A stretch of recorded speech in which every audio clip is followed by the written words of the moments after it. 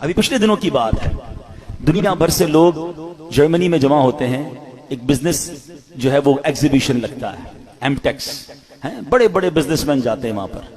اس بار اتفاقاً مجھے بھی جانے کا موقع ملا۔ ہماری نیت بزنس کی نہیں تھی، ہم الحمدللہ یہ نیت لے کر گئے تھے کہ جب دنیا بھر کے بزنس کمیونٹی کے لوگ جمع ہو رہے ہیں تو کیوں نہ ہم، ویسے ہی جرمنی میں دعوت اسلامی کا بڑا کام ہے، تو ہم نے سوچا کہ ہم اپنا دعوت اسلامی کا کام بھی دیکھ لیں گے اور اس ایگزیبیشن میں جا کر بھی اسلام کی دعوت، نیکی کی دعوت اور لوگوں کو اللہ رسول کی بات پہنچائیں گے۔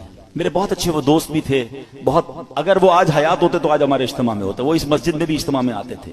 اتنا ہماری، یعنی سمجھ لیں ہماری اس فیملی کا حصہ تھے وہ، ٹھیک ہے نا۔ کیا ہوا اب دیکھیں، مطلب کہاں موت آ سکتی ہے، کیسے موت آ سکتی ہے، اب ذرا سمجھیے گا۔ اچھا، میں اور آپ آج تک جب بھی جہاز میں بیٹھے ہیں ہمیں ایک ہی ٹینشن ہوتی ہے، جہاز گر نہ جائے۔ ایسا ہی ہے نا، سیٹ بیلٹ باندھ لیں، جہاز جب ببل کرتا ہے تو ہمیں گھبراہٹ ہوتی ہے کہ یار جہاز کریش ہو گیا تو مر جائیں گے۔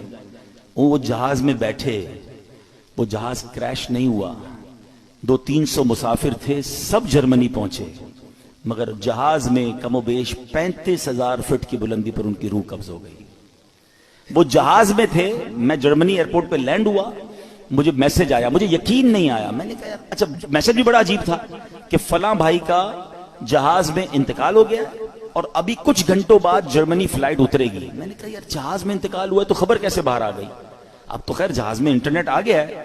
اب میں نے ان کے رشتہ داروں کو تلاش کرنا شروع کیا، ان کے کچھ رشتہ دار بھی جرمنی میں تھے، میں نے ان کو فون کیا۔ میں بھی ایئرپورٹ پہ ہی ہوں، جرمنی فرینکفرٹ ایئرپورٹ پہ ہی تھا، جہاز سے اترا، مجھے میسج آیا، مجھے یقین نہیں آیا کیونکہ مجھے یہ پتا تھا کہ یہ سارے آ رہے ہیں جرمنی۔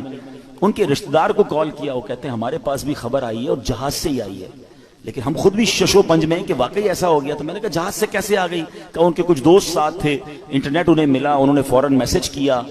اور اچھا اب فلائٹ کب لینڈ ہوگی؟ تو کہا فلائٹ ابھی 5 گھنٹے باقی ہیں یا 4 گھنٹے باقی ہیں۔